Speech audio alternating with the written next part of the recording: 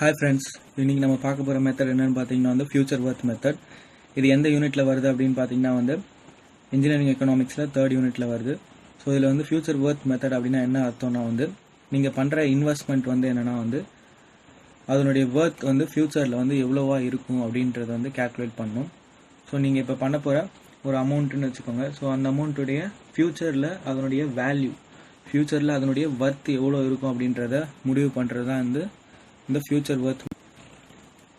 இதை கரெக்டாக சொல்லணும் அப்படின்னு பார்த்தீங்கன்னா வந்து இதனுடைய மேஜரான ஒரு ஃபியூச்சர் ஒர்த்தோடைய டெஃபினேஷன் என்ன அப்படின்னு பார்த்தீங்கன்னா வந்து ஸோ இது வந்து useful in investment situation where we need to compute the equivalent worth of a project at the end of its investment period rather than its beginning. அதாவது வந்து என்னென்னா வந்து இன்வெஸ்ட்மெண்ட் பீரியடுடைய இறுதி கட்டத்தில் வந்து இதனுடைய ஒர்த்தை வந்து கேல்குலேட் பண்ணணும். அதுதான் ஃபியூச்சர் ஒர்த் மெத்தட். ஸோ நம்ம வந்து ப்ரெசென்ட் ஒர்த்தில் பார்த்துருப்போம். ப்ரெசென்ட் ஒர்த் என்னென்னா பிகினிங், அதாவது ஸ்டார்டிங் ஆஃப் தி இன்வெஸ்ட்மெண்ட்டில் கணக்கு பண்ணுறது ப்ரெசென்ட் ஒர்த். ஸோ இது வந்து எண்டில் கனெக்ட் பண்ணுறது வந்து எண்டில் இருக்க ஒர்த்தை வந்து கணக்கு பண்ணுறது வந்து என்னென்னா வந்து future worth method. So okay, இப்போ நம்ம சம்முக்குள்ளே போகலாம். இதில் வந்து இது ஒரு பேசிக்கான சம் தான். ஸோ 2 ஆல்டர்னேட்டிவ்ஸ் கொடுத்துருக்காங்க. ஆல்டர்னேட்டிவ் ஏ, ஆல்டர்னேட்டிவ் பி அப்படின்னு கொஷினில் இருக்குது. ஃபர்ஸ்ட் இனிஷியலாக வந்து இனிஷியல் அவுட்லே அமௌண்ட் எவ்வளோ, இனிஷியல் இன்வெஸ்ட்மெண்ட் எவ்வளோ அப்படின்னு பார்த்தீங்கன்னா வந்து ₹4,000. யூனிஃபார்ம் ஆனுவல் பெனிஃபிட் அப்படின்னு இருக்கிறது வந்து 640. என் வந்து 20 years. ஸோ இந்த யூனிஃபார்ம் ஆனுவல் பெனிஃபிட்ன்றது வேறு ஒன்றும் கிடையாது. இது வந்து ரெவன்யூவை தான் அவங்க இன்டைரக்டாக கொடுத்துருக்காங்க. ஸோ அதனால் வந்து நம்ம என்னென்னா வந்து கேஷ் ஃப்ளோ டயக்ராம் வந்து வரையணும் first. So cash flow diagram வந்து ரெவன்யூ டாமினேட்டடில் வரைஞ்சிக்கோங்க. இனிஷியல் அமௌண்ட் வந்து 4,000, next first year, second year அப்படியே ஃபாலோ பண்ணி 20 years வரைக்கும் எவ்வளோனா வந்து ரெவன்யூ வந்து 640. அப்புறம் ஐ வந்து 15% காம்பவுண்டட் ஆனுவலி. ஸோ இது வந்து ஃபியூச்சர் ஒர்த்துக்கு நம்ம வந்து மாற்றணும். So FW of 15% equal to இது ரெவன்யூ டாமினேட்டட். ஸோ அதனால் வந்து இனிஷியலாக நீங்கள் செலவு பண்ணுற அமௌண்ட் வந்து மைனஸில் போட்டிருக்கேன். பக்கத்தில் இது வந்து எந்த ஃபார்மேட்டில் இருக்குது அப்படின்னா வந்து இது வந்து ப்ரெசென்ட்டில் இருக்குது. ஏன்னா வந்து இனிஷியலாக நீங்கள் செலவு பண்ணுற அமௌண்ட். ஸோ இந்த ப்ரெசென்ட்டில் இருக்கிறத வந்து என்னவா மாற்ற போகிறீங்கன்னா ஃபியூச்சருக்கு கன்வெர்ட் பண்ண போகிறீங்க. பக்கத்தில் ஐஎன் 15% 20 + 640. இந்த 640 என்னன்னு பார்த்தீங்கன்னா ஆனுவலாக உங்களுக்கு கிடைக்கிற அமௌண்ட். ஸோ இது வந்து ஆனுவல் ஈக்குவலண்ட்டில் இருக்குது. ஸோ இந்த ஏவை வந்து ஃபியூச்சராக நீங்கள் மாற்ற போகிறீங்க. So 15% of 20. இதில் வந்து சால்வேஜ் வேல்யூ தரலை. சால்வேஜ் வேல்யூ தந்திருந்தாங்க அப்படின்னா வந்து அதை டிஸ்டர்ப் பண்ணாமல் விட்டுருணும் அப்படி. அதே மாதிரி ரெவன்யூ டாமினேட்டரில் சால்வேஜ் வேல்யூ வந்து பாசிட்டிவ் போடணும். காஸ்ட் டாமினேட்டரில் சால்வேஜ் வேல்யூ வந்து நெகட்டிவ் போடணும். ஸோ இதை வந்து சால்வ் பண்ணுங்கள். -4,000 F/P 15% ஆஃப் 20. ஸோ ஏற்கனவே சொன்ன மாதிரி இந்த வேல்யூ எங்கேருந்து எடுக்கணும் அப்படின்னா வந்து டேபிள்லேருந்து எடுக்கணும்.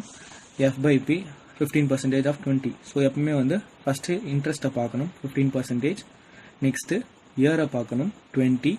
இங்கே வந்து F/P என்னன்னு பார்க்கணும். ஸோ F/P இங்கே இருக்குது 16.367. ஸோ அந்த வேல்யூ எடுத்து எழுதிக்கோங்க. 16.367 + 640 F/A 15% ஆஃப் 20. நெக்ஸ்ட்டு அதே தான், இதே 15%, அதே 20. F/A பார்க்கணும் 102.444. ஓகே, ஸோ இந்த வேல்யூ எடுத்து எழுதிட்டு இந்த கேல்குலேஷன் வந்து நீங்கள் சால்வ் பண்ணிங்க அப்படின்னா வந்து ₹96.16 அப்படின்ற ஒரு வேல்யூ கிடைக்கும். இது எதுக்கு அப்படின்னா வந்து ஆல்டர்னேட்டிவ் ஏக்கு. நெக்ஸ்ட்டு ஆல்டர்னேட்டிவ் பி அப்படின்னு வந்து ஒன்று கொடுத்துருக்காங்க. ஸோ இதுவும் வந்து இனிஷியலாக அமௌண்ட் கொடுத்துருக்காங்க. யூனிஃபார்ம் ஆனுவல் பெனிஃபிட் அப்படின்னா வந்து ஏற்கனவே சொன்ன மாதிரி ரெவன்யூ, அது ஒரு 960 கொடுத்துருக்காங்க. என் வந்து 20 years, ஐ வந்து 15% காம்பவுண்டட் ஆனுவலி. ஸோ அதே மாதிரி கேஷ் ஃப்ளோ டயக்ராம் ரெவன்யூ டாமினேட்டடுக்கு வரீங்க. 6,000 போட்டுக்கோங்க. First year, second year followed பண்ணி அப்படி 20 years வரைக்கும் போட்டுட்டு 960 ஸோ அது வரைக்கும் போட்டுக்கோங்க. நெக்ஸ்ட்டு ஐ வந்து 15%. ஸோ இதுவும் வந்து ஃபியூச்சர் ஒர்த் 15%ன்னு போட்டுட்டு -6,000. ஏன்னா வந்து இது வந்து ரெவன்யூ டாமினேட்டட். ஸோ நீங்கள் இனிஷியலாக இன்வெஸ்ட் பண்ண அமௌண்ட் வந்து மைனஸில் இருக்கணும். அதே மாதிரி வந்து என்னென்னா இது ப்ரெசென்ட்டில் இருக்குது. ஸோ இந்த ப்ரெசென்ட்டில் இருக்கிறத ஃபியூச்சருக்கு கன்வெர்ட் பண்ணுங்கள். 15% ஆஃப் 20 + 960. அதே இது வந்து 960 வந்து ஆனுவல் அமௌண்ட்.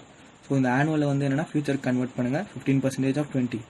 ஸோ 15% ஆஃப் 20 இது இங்கே எடுத்த டேபிள் வேல்யூ தான், காமனான டேபிள் வேல்யூ தான். இங்கேயும் அதே டேபிள் வேல்யூ தான், இங்கேயும் அதே டேபிள் வேல்யூ தான். ஸோ அப்படியே எடுத்து இங்கே சப்ஸ்டியூட் பண்ணுங்கள். 144.24 அப்படின்னு கிடைக்கும். ஸோ இது வந்து ஒரு ரெவன்யூ டாமினேட்டட் சம். ஸோ இதில் வந்து என்னென்னா வந்து எந்த வேல்யூ வந்து அதிகமாக வருதோ அந்த வேல்யூ தான் வந்து கரெக்டான ஆல்டர்னேட்டிவ் அப்படின்னு சொல்லிட்டு நம்ம எடுத்துக்கணும். ஸோ இந்த சம்மில் பார்க்கும்போது ஆல்டர்னேட்டிவ் ஏ வந்து 96.16, ஆல்டர்னேட்டிவ் பி வந்து 144.24. ஸோ ஆல்டர்னேட்டிவ் பி தான் வந்து அதிகமாக இருக்குது. ஸோ இந்த ரெவன்யூ டாமினேட்டட்னால காரணத்தினால greater value is selected. So அப்போ alternative B is greater then alternative A. So alternative பியை செலக்ட் பண்ணியாச்சு. இதே காஸ்ட் டாமினேட்டடாக இருந்தால் எந்த வேல்யூ வந்து கம்மியாக இருந்ததோ அந்த வேல்யூ எடுக்கணும். ஸோ இதில் கம்மியான வேல்யூவாக இருந்தால் 96.16 காஸ்ட் டாமினேட்டடில் அந்த சம்மில் ஆன்சராக வந்து இதை வந்து கன்சிடர் பண்ணணும். Okay, thank you.